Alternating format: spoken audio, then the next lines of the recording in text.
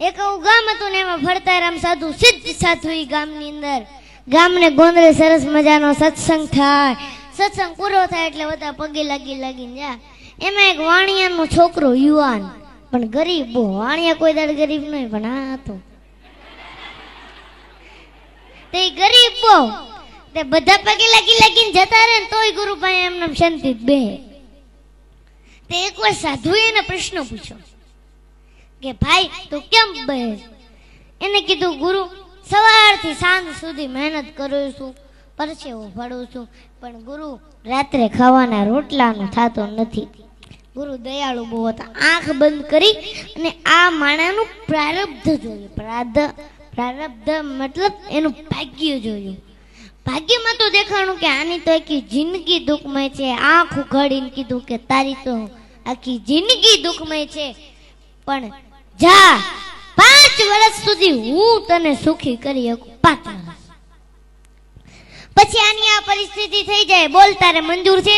એને કીધું કઈ વાંધો નહીં ગુરુ, પણ આ સુખ મળ્યા પછી દુઃખ બહુ વહમું લાગશે, વિચાર કરી લે. એને કીધું કઈ વાંધો નહીં, 5 વર્ષ તો સુખ મળશે. એને કીધું કઈ વાંધો નહીં ગુરુ, 5 વર્ષ મને સુખી કરો. અને ગુરુએ 2 હાથ માથે મૂક્યા હો અને એટલું જ કીધું જા કાલથી તારા સુખના દિવસો ચાલુ, 5 વર્ષ સુધી તારે ત્યાં ધન ખૂટશે નહીં, જા.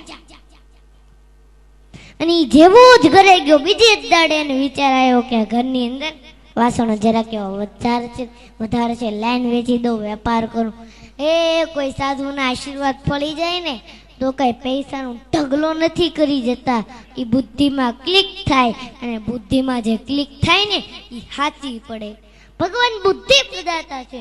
અને ઓલાય જે ધંધો ચાલુ કરો ઓબલ ને ત્રોબલ ને એવો ધંધો એવા નાણાં ને કે માણા આગળ પાછળ ફરવા મળ્યા.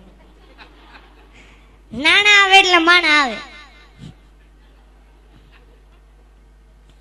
અને પૂછ્યું કે ભાઈ તારે લગ્ન કરવા? તો કે હા લગ્ન તો કરવા. કહું કે છોકરી આપીને લગ્ન થઈ ગયા.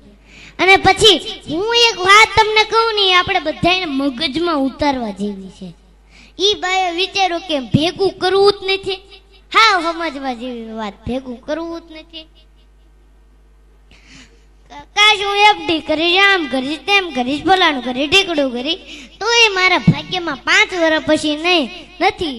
લાય આ પૈસાના માધ્યમથી પુણ્ય ભેગું કરી લેવા દે. મોટા મોટા સત્કર્મ કરાવે, કુવાઓ ખોદાવે, વાવું ગળાવે, જનતા અનેક ક્ષેત્રો ચાલુ કર્યા. આવા સંતોને બોલાવી મોટા મોટા સત્સંગના પારાયણો કરાવ્યા. અને 5 વર્ષ પછી ઓલા સિદ્ધ સાધુ પાછા ફરતા આ ગામમાં આવ્યા. અને આખું ગામ પાછું ભેગું થયું. અને ઓલા તો ભાઈ આ ગુરુ ફેલા હતા, દોડતો આવ્યો, ધૂળમાં દંડવટ કરવા માંડ્યો. એને કીધું કેમ છે ભાઈ? તો કે ગુરુ જ્યારથી તમારી દ્રષ્ટિ મારા ઉપર પડી છે ત્યારથી ઈશ્વરે મને 1000 હાથથી દેવાનું ચાલુ કર્યું છે, પાછું વળીને જોયું નથી. અને ગુરુ આ 5 વર્ષમાં દુઃખ શું કહેવાય એ મને આ 5 વર્ષમાં ખબર નથી પડી. અને 5 વર્ષ કેમ જતા રહ્યા ઈ હોતને ખબર નથી પડી ગુરુ. અને કીધું તૈયાર થઈ જાજે, 2 દિવસ પછી તારા 5 વર્ષ પૂરા થવાના છે અને જે પરિસ્થિતિ હતી એ જ ચાલુ થાય. એને કીધું કાંઈ વાંધો નહીં ગુરુ, આ 5 વર્ષમાં મારે જે કરવાનું હતું ને એ મેં કરી લીધું, પુણ્ય બહુ ભેગું કરવું છે. અને ગુરુએ ફરીને આંખ બંધ કરી હો અને સમાધિમાં જ્યાં જોયું તા તો ઈશ્વરના દરબારમાં ચોપડા પુંજીના જમા જમા જમા જમા જમા. ભગવાન એનું જે ભાગ્ય લખ્યું હતું ને એની જગ્યાએ ફેરવી નાખ્યું કે આ જીવન સંપત્તિવાન રહેશે.